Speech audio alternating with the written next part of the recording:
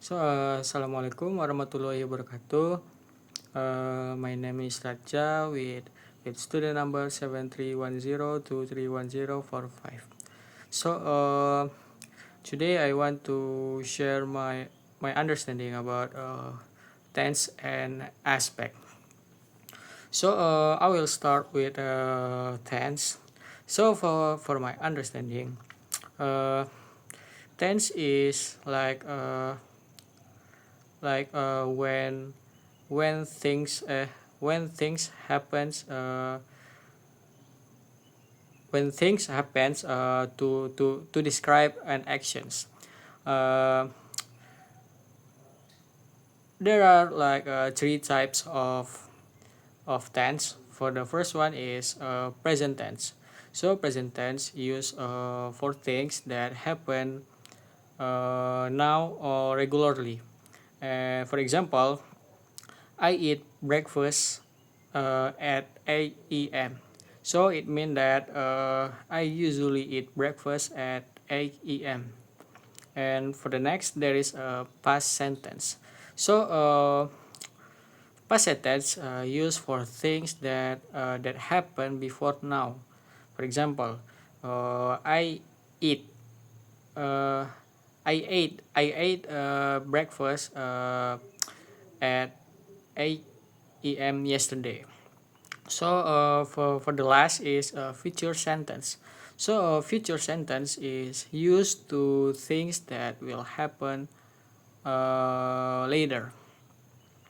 And for example, I I will eat breakfast at 8 a.m. tomorrow. So only tense isn't enough to describe an actions. So that's why aspect come in. And I will switch to aspect. Aspect, from my understanding, is how actions happens over time. It answer questions like is it finished, or maybe is it still happening, or maybe does it happen again and again. And there are two important aspect in English. For the first one is progressive or continuous aspect. So this aspect shows an action is progressive. For example, I'm eating breakfast. It means that the actions is in progress that happen now. And for the next, I was eating breakfast when you call. So it means that these actions happens in the past. And progressive aspect is useful when you wanna describe ongoing actions. For example, in phone conversations, I'm working right now. Can we talk later? And maybe in job conversation, job interview, I guess. I'm sorry. Uh, I was leading a team before I joined this company. That's for the progressive aspect, and for the next is perfect aspect. This aspect shows continue time points. For example, I have uh, I have breakfast yesterday. It means that